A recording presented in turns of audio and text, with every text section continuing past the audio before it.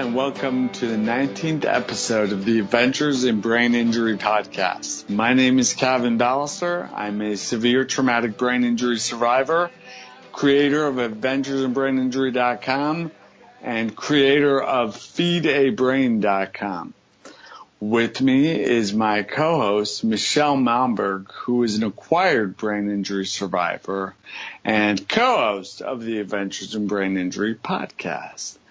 This episode is brought to you by Minnesota Functional Neurology and Chiropractic. Why don't you tell us a little bit about them? My pleasure, Kevin.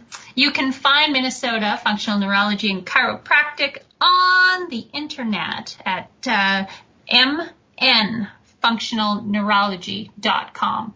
And I wanted to let everybody know that there is a free consumer awareness guide under the sign up tab. And it's very useful. I'm just perusing through it. How to find the best concussion care and rehabilitation.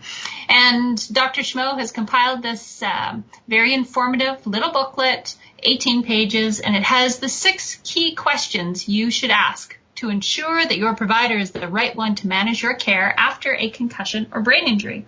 And I think it would be very well suited to any family member or patient who is looking to improve their health, their brain health. And I really like the format of this document because he always has these little reminders with a beautiful little neuron and some text beside it. There is hope. And I think it's really important for those of us who are searching and struggling through some of our hardest days to always remember there is hope. And it's a thoughtful little booklet, easily downloaded at mnfunctionalneurology.com. All right. Thank you so much, Michelle. You're welcome. Hey, how are you doing today?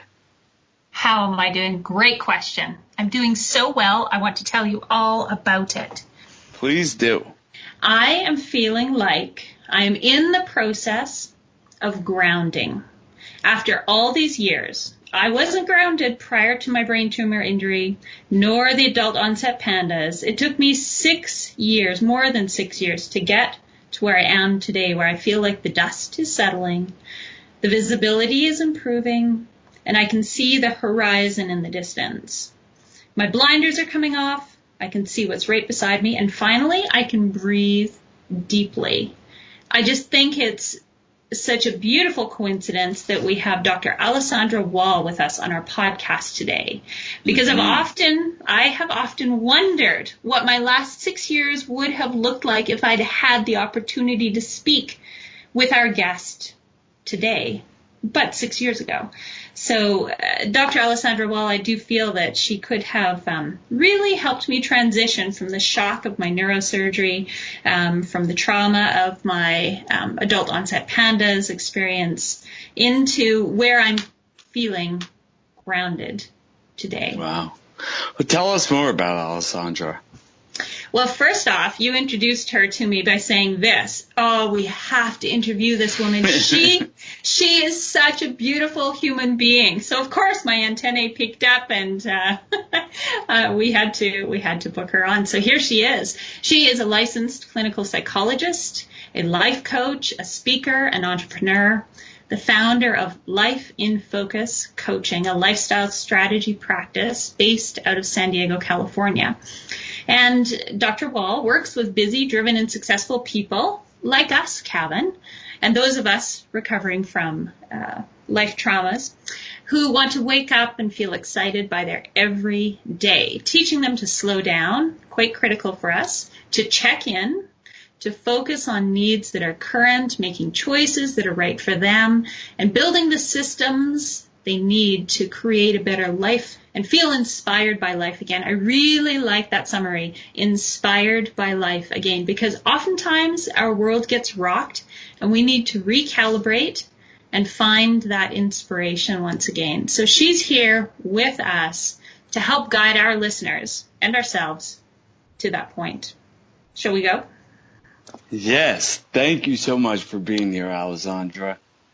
Oh, it's my pleasure. I'm sitting in my office here blushing with a silly grin on my face. That was a very kind and nice introduction, and that is a beautiful compliment, Kevin. Thank you.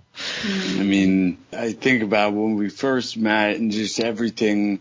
I mean, you're like a superhero. Also, you're a CrossFit coach, right?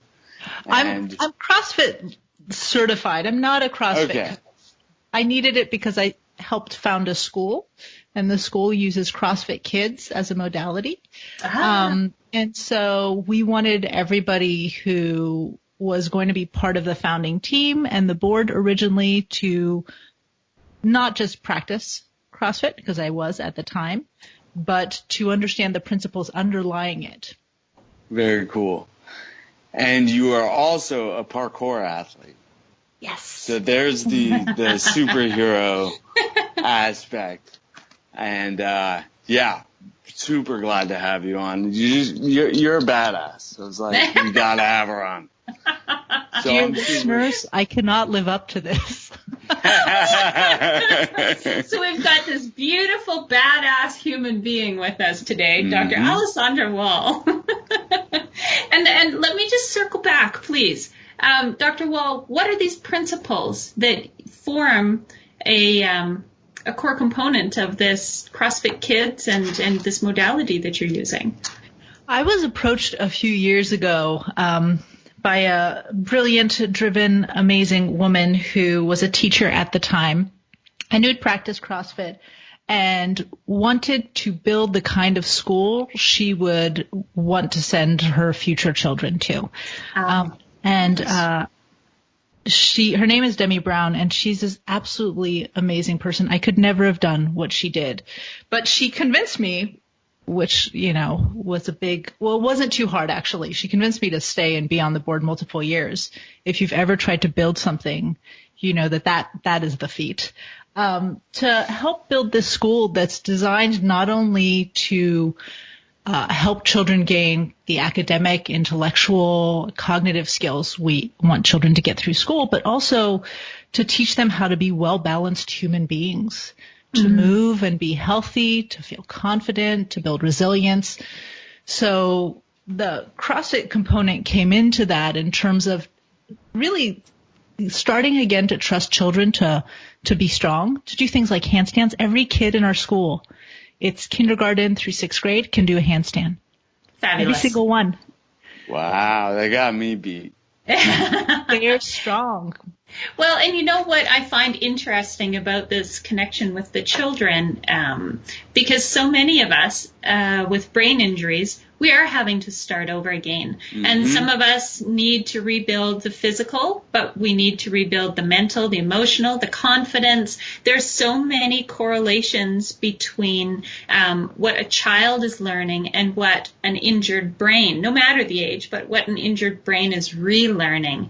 And as I watch my now 9-year-old boy go through his various stages, including mathematics, my sore point, I'm realizing what my brain needs and what it has not forgotten, but what it has lost its capacity to accomplish. So I'm very interested in how children are learning now, because I'm having to retrain and reteach and reinvigorate myself with that childlike joy for learning and accomplishment. Yeah, I'm going to chime in real quick and say that neurooptometry is developmental optometry. And a lot of the nutritional practice I look at are developmental nutrition, because we're rewiring, we are redeveloping the brain. And it's really important to go back to the developmental stages and pick up from there. Yes. Well, and Kevin, go ahead. I was going to say, one of the things you and I spoke about when we first met was resilience, right? And like the resilient mind. And one message that I know children are getting nowadays, and I think a lot of adults are getting, is that they can't do things. And so if you have any kind of roadblock or barrier, it's okay. It's okay not to try. It's okay not to push yourself. It's okay because you don't want to be distressed by trying and failing, or you don't want to make things too hard. And it's such a destructive message.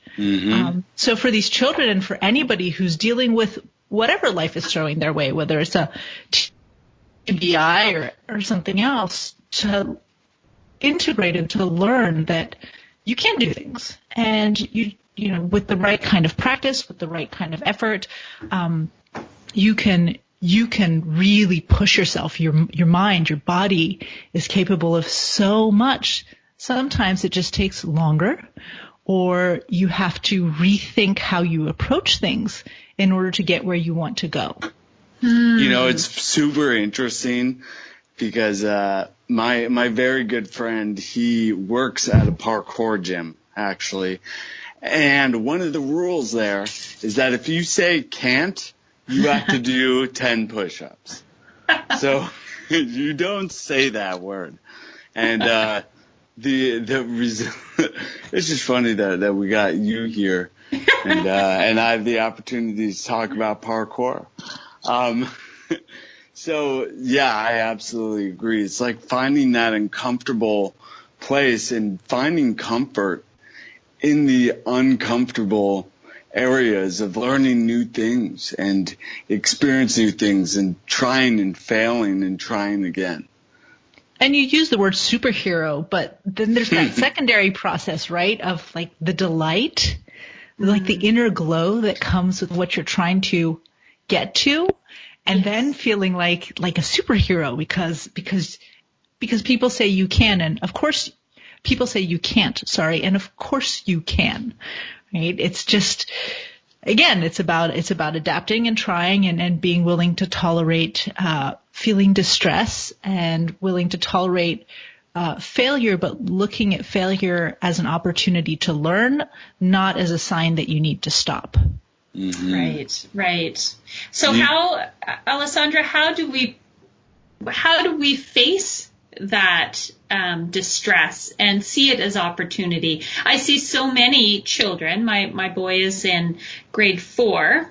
Oh, let me translate that to Americanese. 5th grade. And, I see so many similarities between that developing child mind and adult minds, and they don't even have to be brain injured adult brains. It's that overcoming inertia. It's finding that reason why, that reason for moving into either an unfamiliar territory or task. What is it that's stopping us from moving forward? One of the things I talk about a lot, both as a psychologist but also as a coach, is the fact that what you think becomes your reality. So the assumptions that you have in your head about who you are, about what the world is like, about how other people will treat you, about what you can expect from the future, those assumptions will determine how you react to any given situation, and in turn, how you behave. So what your response is. And I use the word react to really talk about emotions. So if I've internalized a message that I'm damaged, right, that I am broken or flawed in some way, and I am faced with a challenge, that internal assumption is going to lead me to feel very anxious, maybe to feel helpless or hopeless. And in turn, the most common reaction to those emotions is avoidance. I'm not going to push myself. Or I might do things in a half-assed manner so that I can say, well, I failed, but it's because I didn't really try. But that's all resistance. It's a form of avoidance. If I can shift that mindset, shift that assumption, to move away from the notion of being damaged or broken or incompetent or a failure, or any of the myriad of things we tell ourselves, I might face a challenge and feel somewhat anxious and stressed by it. But because my underlying assumption is I am capable, I can do this, or I will receive support, I am much more likely to push myself to take the actions that will get me where I want to be. So one of the big things when we talk about helping people become more resilient or find some form of motivation or push themselves is learning, I would say two things. One is learning to understand what your beliefs are about yourself. Right? If you can be honest, and it's a difficult process, this is a lot of what we do in therapy, about whether you believe you're competent or capable or lovable or supported, or whether you believe that the people in your life will stand by you or will abandon you. And you can start examining and challenging those beliefs. If you can do that, you're going to be able to start changing the way you feel and in turn changing the way you behave. So that's a really, really important thing. The other thing that we have talked about privately a little bit more is learning to just slow down, because in order to get in touch with those thoughts, with those beliefs you have about yourself, but then also in order to have the courage to work with them, you have to be able to sit with distress. And distress tolerance is something that we as a society do not have anymore. Yeah, we got instant gratification always, right? Absolutely. Yeah. That's a huge piece of it. As I was telling you, Michelle doesn't even own a cell phone. That's pretty beautiful. Good. She doesn't get the answers right away from Google. She doesn't do that. She doesn't play that game. I'm impressed by her. But yeah, absolutely. And well, I love everything you were saying. You know, we actually, when we interviewed Dr. Jerome Libba on the last podcast, there came a point in it where I said, you know, either whether you believe you can or you believe you can't, you're probably right. Yes. And that has to do with creating your own reality based on like your thoughts, you know. The thoughts are powerful, and it's so I mean there's so much like, oh, that's woo woo. We always say that with things we don't understand. Well, now we have neuroscience that shows the importance of our thoughts and our beliefs and how we can turn down our limbic system and bring our thoughts into our frontal cortex, meaning we can take that emotional like drive or immediate reaction, and we can process it differently. And that action happens when we have a positive mindset about things, or we look at things differently as more of a I can attitude, and like it's not going to happen. And conversely, if we say we can't, that's going to pretty much solidify that that's not able, you know? Yes, for sure. Saying I can, it's not necessarily means you can, but you're out of the way so that if the opportunity comes, it can manifest itself. And I appreciate everything you were saying and the resilience that goes with that as well. Well, and I think part of the reason people resist this notion, and we know that even with facts, people will resist certain notions, is because the way they hear the message is, well, you just have to think positive. You just have to tell yourself that you can. But it's not that simple. That's why I corrected myself. Right? I'm like, not quite, but. Right? It's not that simple, because if you truly deep down inside believe that you can't do something, you can repeat, I can, until you're blue in the face, but you're not creating any factual foundation to shift the way you believe and the way you think about yourself. And so whether you understand it or not, you're going to continue repeating those same patterns, which might be giving up, not pushing yourself, not taking the opportunities that present themselves for you to grow or to work on things. It is complicated. I mean, it would be wonderful if it came down to, let me understand what you think about yourself, and let's say the opposite. Right. Right. Be a Just say miracle worker. some ridiculous affirmations and they'll come true. Like, doesn't work that way. It's insufficient. It's insufficient, right? You have to change the whole mindset, and we're somewhat logical people. We are somewhat fact and basis grounded, so we like to be proven that this new thought is correct. Right, and that's like the visualization piece. Being useful is when we can actually paint that picture. And I think this is an exercise you do with your clients. So imagine you're 80 years old and you're asked, did you have a successful life? And your answer is yes. Now tell the story about that. And I love that. I love that because what that does, it really paints the life and actually, sorry, I'm bouncing around, but when we first met, you asked me a few questions. Do you remember what those were? I do not. What I remember most from the time you and I first met was your smile and your description of how people perceived your initial response to your brain injury as a form of intoxication. Yeah, I may be able to remember. You videotaped something. Yes. Yeah. All right. Ring a bell. Yeah. All right. So what were the questions? If I remember well, because I still haven't published that stuff. My questions were, what does it mean to thrive?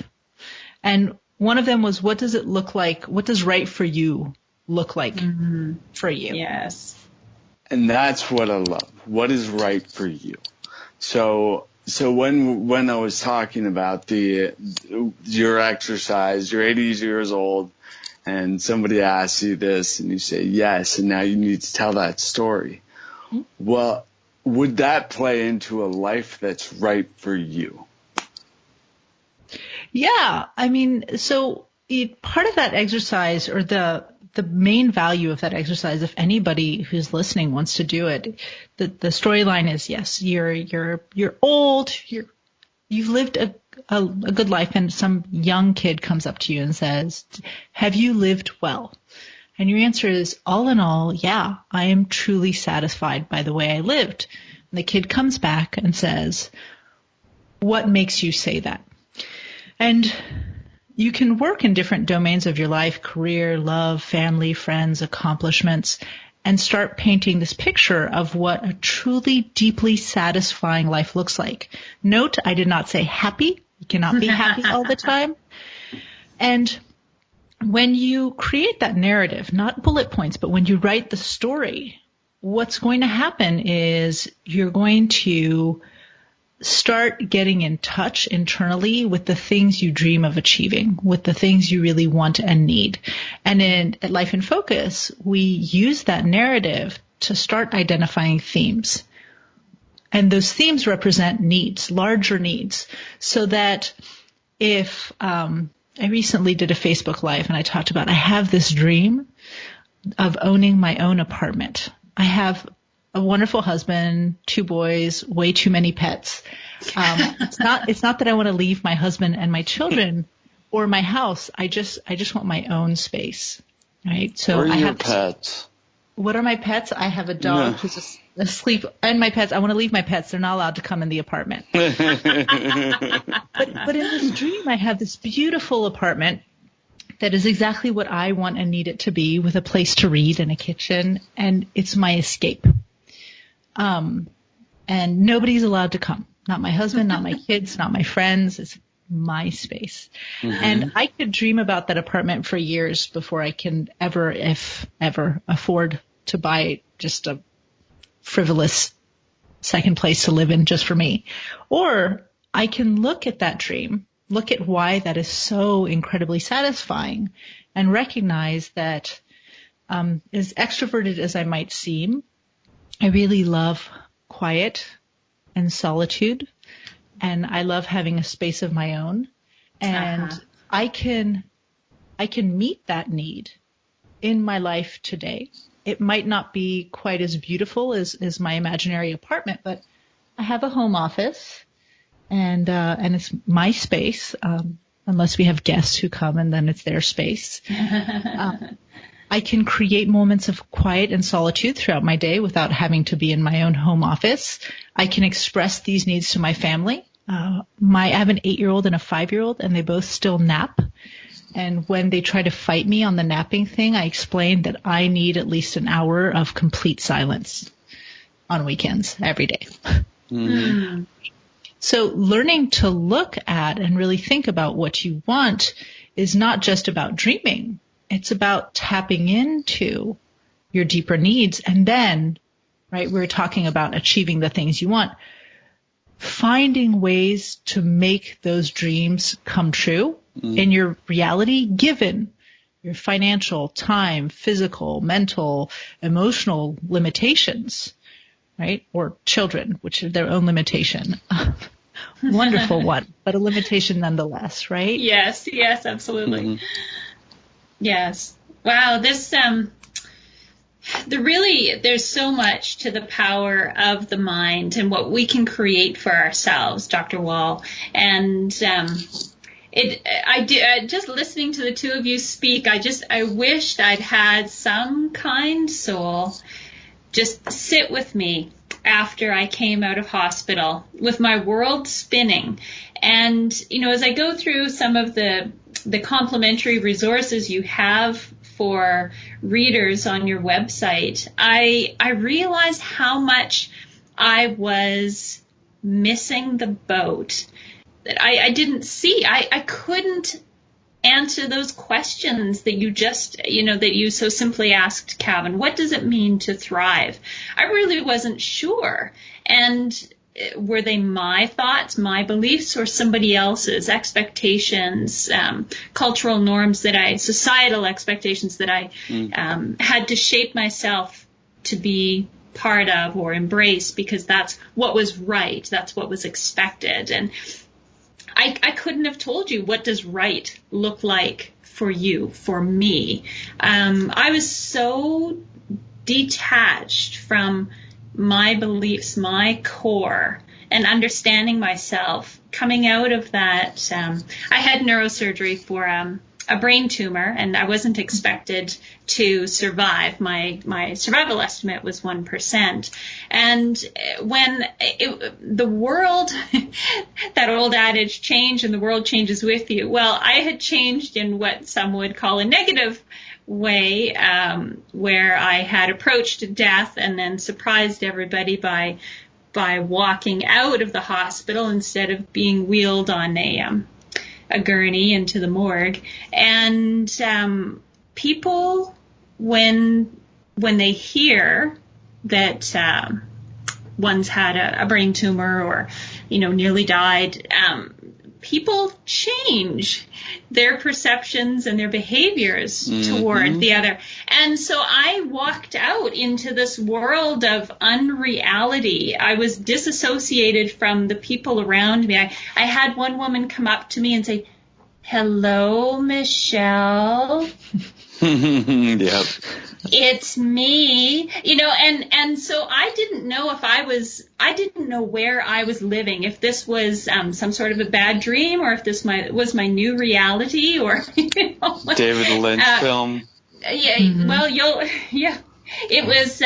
it was absolutely bizarre. And so to find that place of being grounded, like I was saying at the beginning of our podcast, Kevin, it wasn't there for me, and I had to find that ability to reconnect. I had to move past the people who would say to me 3 years later, "Well, you're just going to have to get used to this. You're brain damaged." And like there was no hope, like there was no possibility of change, like, that it wasn't okay to be brain damaged. And Kevin has the benefit, let me say this, please, has the benefit of a somewhat visible brain injury. He tells me he dances like an old man, he slurs his speech, and I had the opposite experience where I look completely normal, but yet I'm struggling within, and not just with my processing, my physical, my mental and neurological processing at times, but I was overwhelmed by so many bigger questions, some spiritual questions, the why am I here? How did this happen? Dr. Wall has a Spa Bear weekly log. And as I started to sit down and do this and just really take stock of what I was focusing on, I realized how unfocused I was. I think, Elizabeth Kubler-Ross wrote about the 5 stages of grief in the 1960s. And I think when I look at this, really sit back and take a good look, I was in that denial phase for about 3 years. And it wasn't until my second brain injury that I actually felt anger.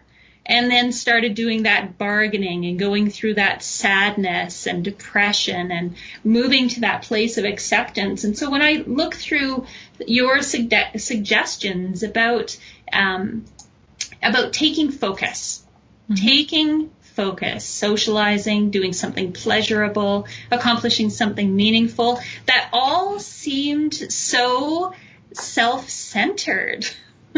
So can you help me move through that self-centered, I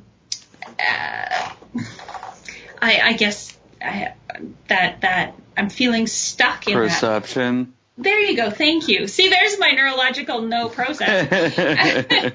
What's that word? And I think especially you talked about children being a lovable, delightful distraction, but they are a limitation and a distraction. And so for a mother with a brain injury who had to close down her business, who, needs to pick up and move again, focusing on myself seemed like the last thing I should do. It's, I'd love to talk about that. So one of the things I keep on repeating to people recently is self-care is not selfish. Right? This is this mistake that we make. There's self-care is the new healthcare. It is.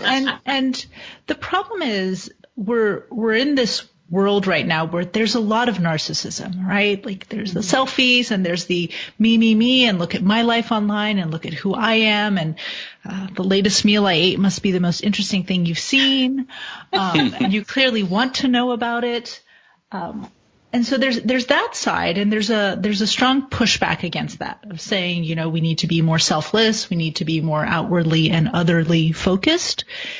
And then confusing that message of saying stop nasal gazing so much, navel gazing, and not realizing that it is so important to take care of ourselves, because the way our work days are set up, the new expectations of parenting, the new expectations in dating, all of those are about being on the go and doing, and you have to be perfect.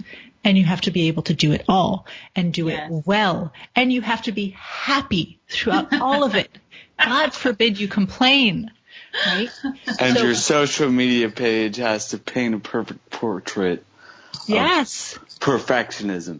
Yes. And so busy is the new norm. And if you're not busy, you must be lazy, right?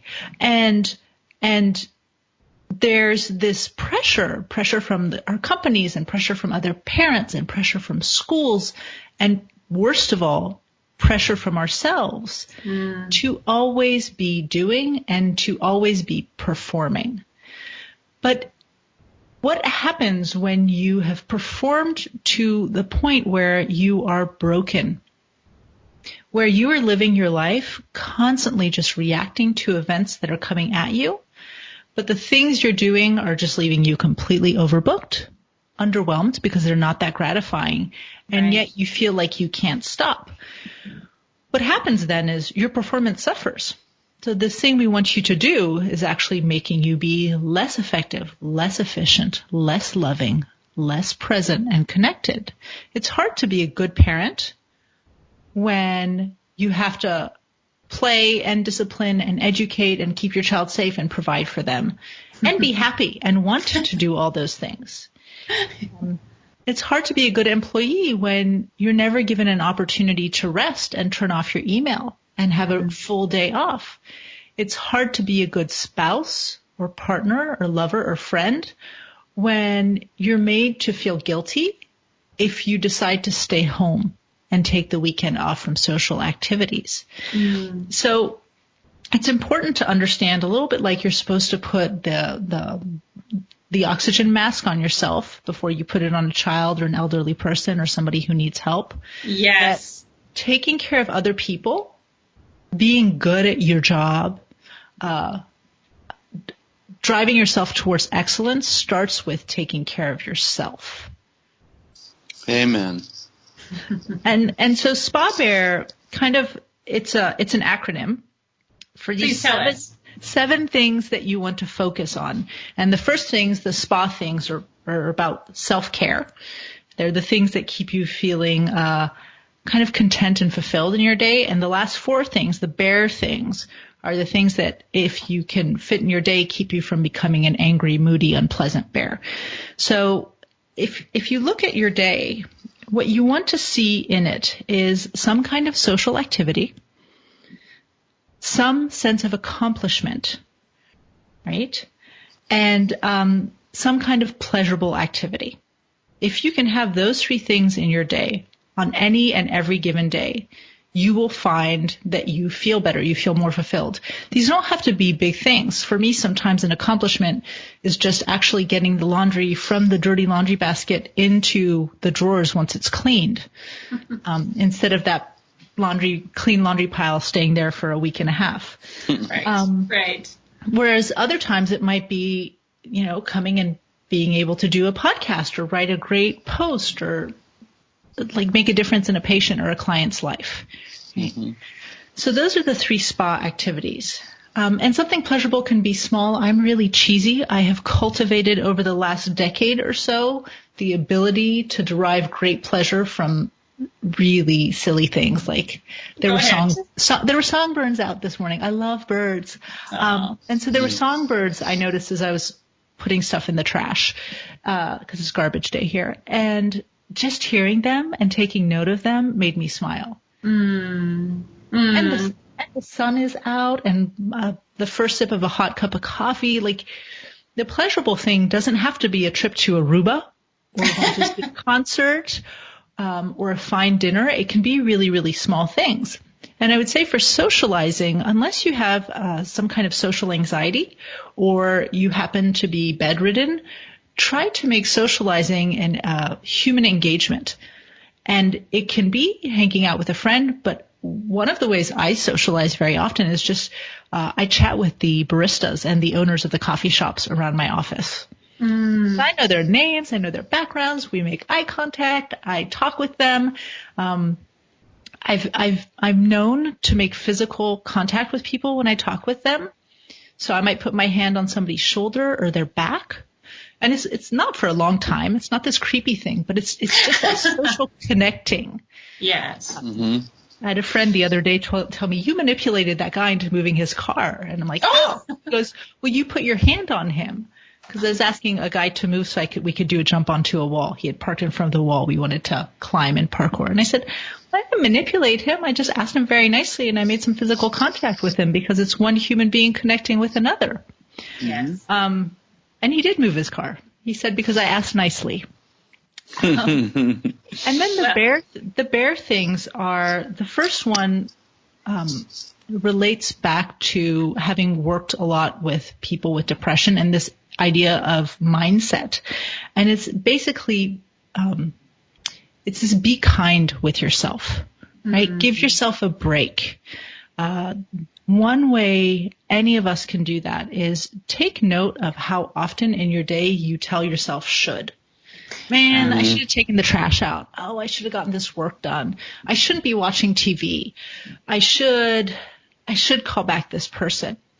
When you use the word should, the assumption is that whatever it is you're shoulding about is a fact, a rule, a given. And so if you're not doing it, you've failed. It's a judgment.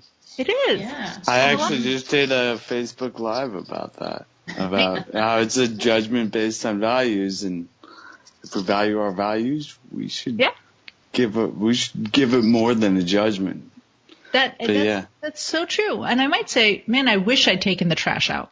I mean, I did this time, but and you really have to ask yourself, is it a law or a rule? Because you probably should stop at a red light so that you don't run anybody over and you don't get in an accident. And if you throw a knife up in the air, you should move out of the way unless you want to be stabbed, because gravity is a law and a rule. Will make that knife fall back down, probably on you. But there are a lot of other things we should ourselves about that really we don't need to. So that's a way, for example, to show yourself some kindness. Give yourself a break. I just took a deep breath. I needed to hear that today, Dr. Wall. Good. The second one, the E, it's for exercise. Move. The human body is not designed to be static and sedentary.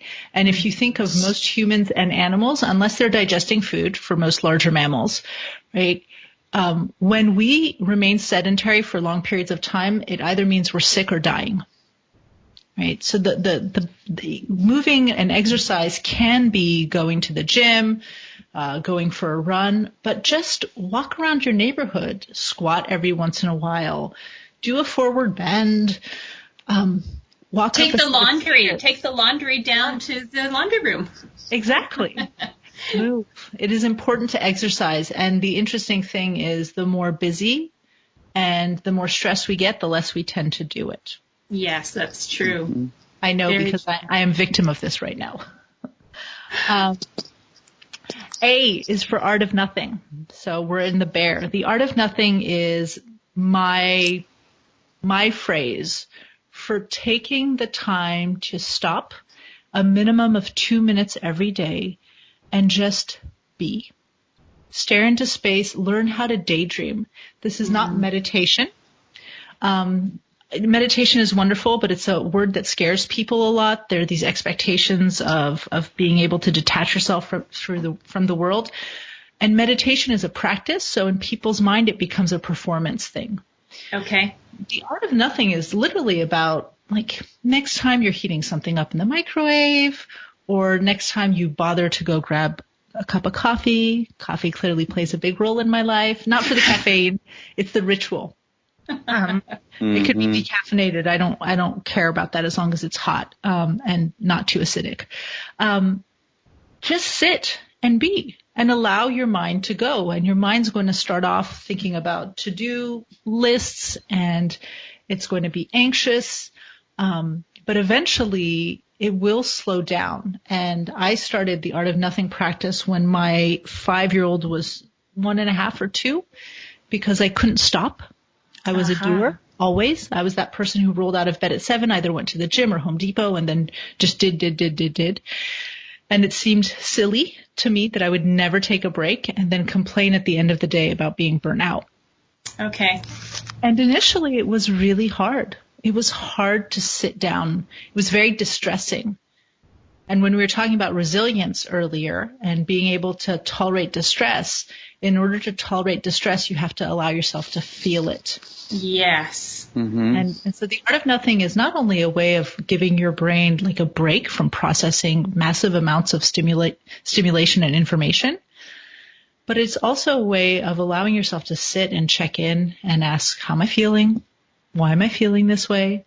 What's going on? I won't die from feeling anxious or sad or mad. We tend to avoid negative emotions. There's this imperative to be happy all the time now. Yes. So people get scared about feeling bad, but feeling bad is normal. Your emotions, all they are they're symptoms.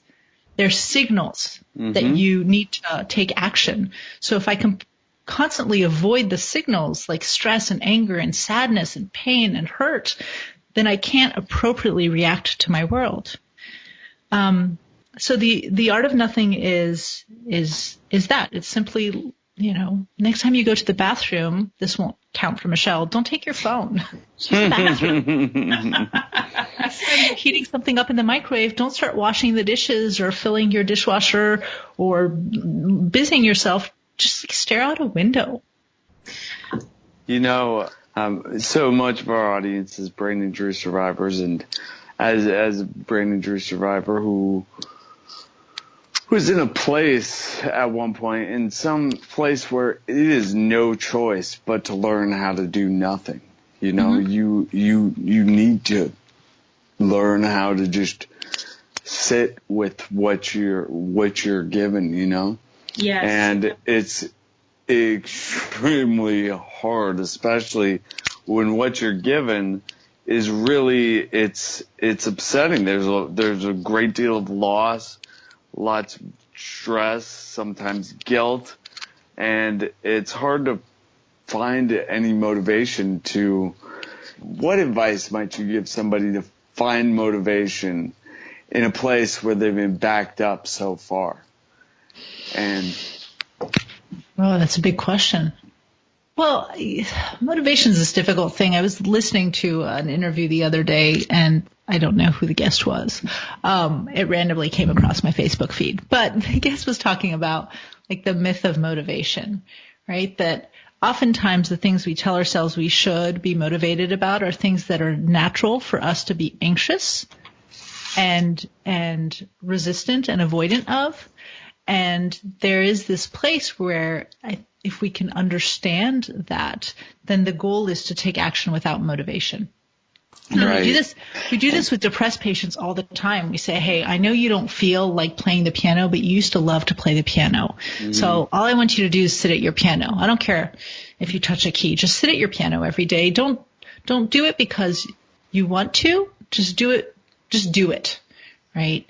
And it becomes this very, I would say, break things down in the smallest steps possible if we're talking from a planning perspective. And instead of waiting for motivation, you take action because you know it's right for you. Right. And you talk about pushing yourself to act, to do the things that make your heart sing, such as. And the other thing I was going to say is also to look at what's the purpose of the behavior you're doing. Like, I don't like going to the gym. I really don't like going to the gym. But when I used to go to the gym regularly, there were two things that could motivate me to stop whatever I was doing and go there. One was one of the functions that going to the gym served for me, especially in a CrossFit gym format, was socializing. Yes. And as much as I didn't like being in pain and hurting and going to the gym and pushing myself, I'm mentally very weak in that way. I did like seeing my friends. I really liked seeing them. The other thing was I liked feeling strong. I really, really, really liked, as a woman, being able to feel strong and competent. And now I've changed that into, surviving the zombie apocalypse. But I liked that idea. And that, I hate running, and I did a small video of me running the other day because that will motivate me to run a little bit. Because I figure if I have to escape zombies, I'm going to have to run some. Right? So I think the other thing is not looking at behavior or a goal just for the goal's sake. But again, it's about understanding what that goal represents for you. What are the needs that are being met? And then focusing on those things. Well, yeah, I love what you're saying about the motivation in zombie apocalypse. Like, thinking back to like my childhood, I would imagine scenarios, right? And we would play with imagination and imagining whatever happening and making games with my brother that would get us out there and exercise and doing things.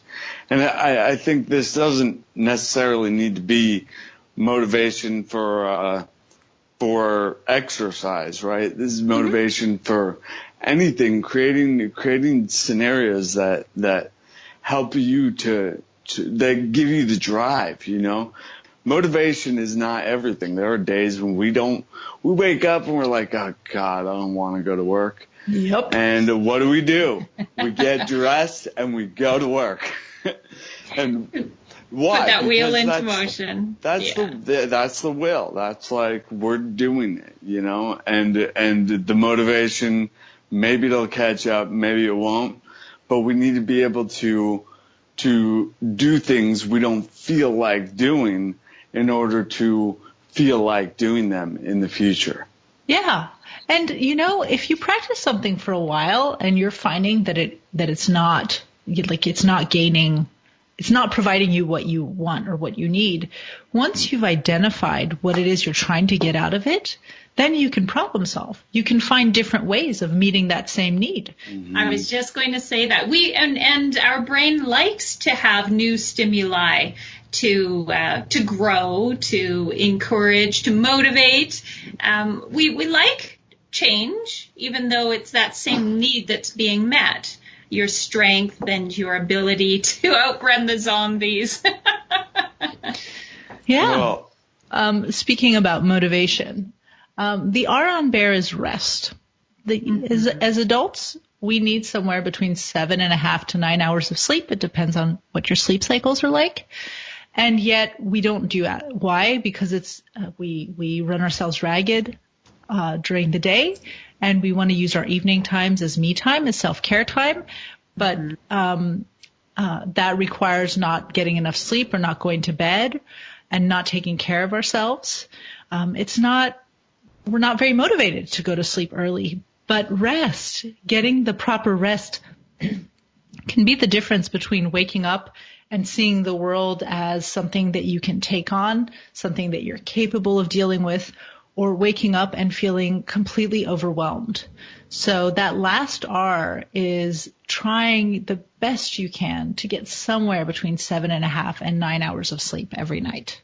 And what time, Dr. Wald, do you suggest lights out takes place? Well, it depends what time you have to wake up. I mean, that's really, so in an ideal world, you start turning off the blue lights in your house at least a half hour before you go to sleep. That might mean that you turn off your screens, that you walk through a mostly dark house. I love sitting out a few minutes on my front porch or back deck. Mm-hmm. In an ideal world, that happens because it's unrealistic to be in front of a screen which blasts a whole bunch of blue light. And blue light is the kind of light that you get when it's a sunny, beautiful day outside. Mm-hmm. And it tells you to wake up and it tells you to be active. So what most people are doing is, back in the day, the sun would set. That would tell our bodies that it's time to start going to sleep, and our bodies would produce all the neurochemicals that it needed to make that happen effectively. And then we invented electricity and the light bulb, and we found a way of creating an artificial sun. And so we keep the sun up for much longer, and then suddenly the sun goes down. It's like in those Looney Tune cartoons when the sun just disappears. Yeah. Right? And we expect our brains in a 10-minute period to start producing all those neurochemicals again. And it doesn't, which is why so many people will sit in bed and their minds don't slow down or their sleep is not restful. So right. In a perfect world, you go to your local hardware store or you go online and you buy some blue light canceling glasses that you start putting on at nighttime.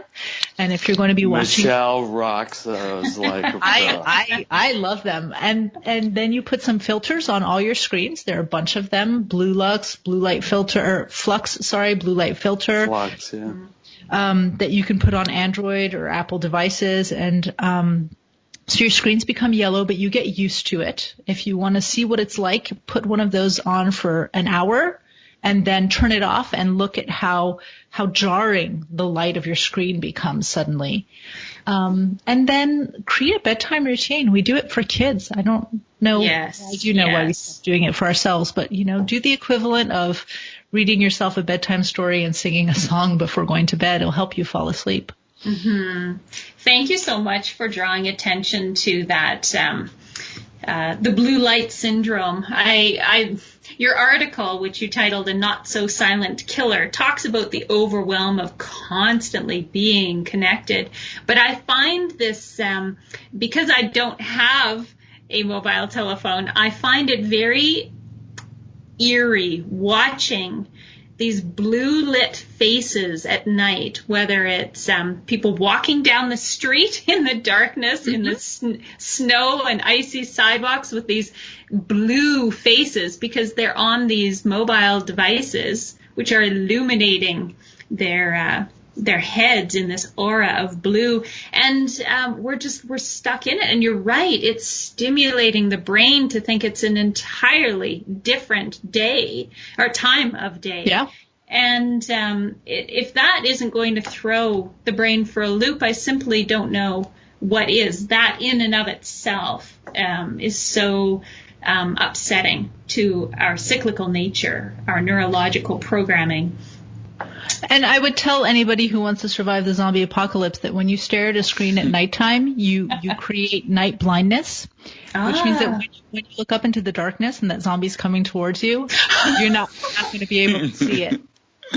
You're the best. I love it. So I want to recap, Kevin, just this beautiful spa bear, which envelops me. I feel all wrapped up when I think of spa bear, and it does help me remind myself that I need to spa, which is socialize, find something pleasurable, accomplish something meaningful for me, and then the bear, keeping the bear calm by banning that guilt, exercising and moving, practicing the art of nothing, and then getting some sleep. And I know that if I was to grade myself, just of course to incite more guilt, if I was to grade myself on each of these 7 elements of spa bear, I'm not there yet. I'm just getting to socialize because I've been so isolated due to my brain injury for the last 3 years. And my sleep is so disrupted because of the type of brain injury I have. So I have to find whatever little bit of socialization or rest that I can when I can. So Kevin and I were talking, and we had a question for you, Dr. Wall. We know that routine gets disrupted and our ideals are not always met. So what can we do when life happens and that routine is disrupted? What is there an element that we need to incorporate, refuse to overlook, that we just hold tight to, or do we simply do the best we can with what we've got? I would go with the latter. I think you do the best you can with what you've got, and then you shift from a mindset of do or don't do to practice.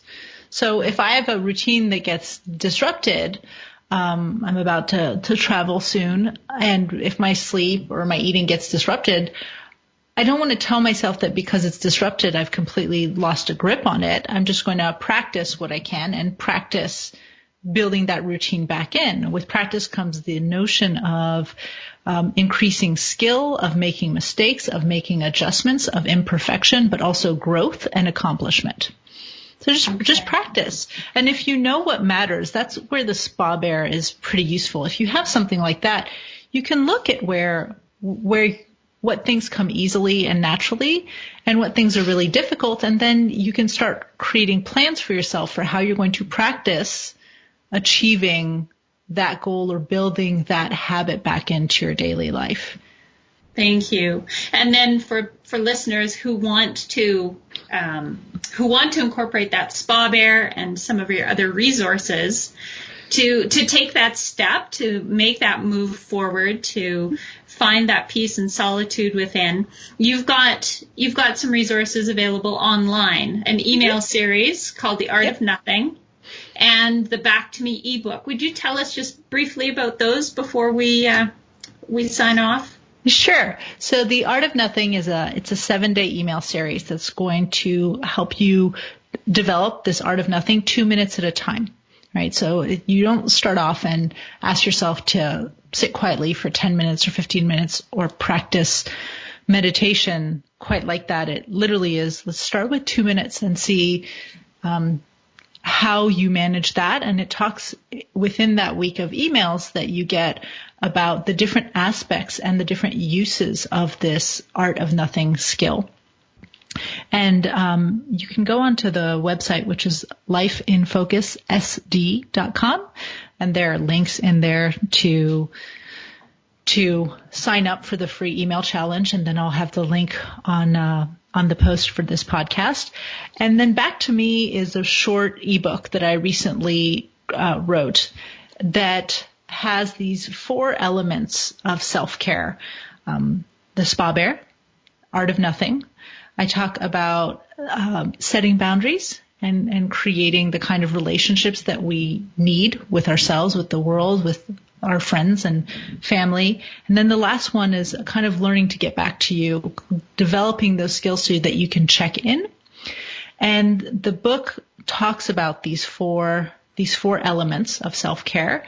And for each element has a kind of a 7-day program to just start practicing them and see where you get and see what works for you. The assumption is not necessarily that somebody has to do all of them, but that you practice them and figure out what's going to provide the best outcome or value for you. So you've got options for people to choose from or change it up as they wish. Yep. Yeah. And what I really like is that you serve up a latte on your emails. I like that shot, that photographic image. But I also like the fact that your Back to Me ebook is your latte replacement. It's a $3.42 investment in uplifting one's day and perhaps one's life very simply, very naturally. So thank you for making those resources available to us. Thank you so much. Oh, it was wonderful. It was great being able to talk about these things. And it's, one thing I think that's wonderful about what we're all doing is it's always a reminder to us to take better care of ourselves when we have the opportunity to talk to people about taking better care of themselves. Mm-hmm. Yes. And I wanted to also, I've just seen so much great resources and exercises put on your website and email series, and I love the work you're doing. Like I said, you're grade A badass. It is a pleasure to have you on the podcast. Thank you so much.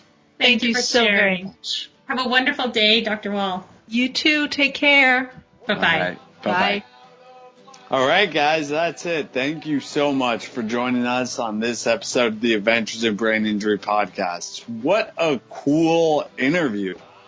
She's great, Kevin. Yeah, good call. She was wonderful. A sweetheart. A badass Absolutely. sweetheart. Badass. Yeah, so if you enjoyed it like we did, head over to iTunes, leave us a 5-star review. It's kind of tricky. On your phone, go to the iTunes or the podcast app. Find ours, go to reviews, leave 5 stars and a review. Also, go ahead. It's rather than being tricky, Kevin, it's how you spin it. It is a brain challenge. Think of it as an exercise to increase your cognitive function. Yeah, this builds neuroplasticity, baby. If you are like Michelle and you just got a computer and no phone, which is a rare Phoenix, I get it. But go to adventuresinbraininjury.com/iTunes, and it'll take you there, and then view in iTunes and leave us a review there. If you'd like to support us on Patreon, check us out there. It's like $1 per episode if you want to just show your support. Or a latte. Yeah, less than a latte. Are you kidding? You couldn't get a latte for $1. I know, but people can pledge a latte's worth of support. There you go. All right. Well, thank you guys so much. Of course, you can find the iTunes or the podcast on iTunes, Stitcher, Google Play, or anywhere where podcasts are found. And we look so forward to seeing you all next time. Thank you. Take care, y'all. Bye.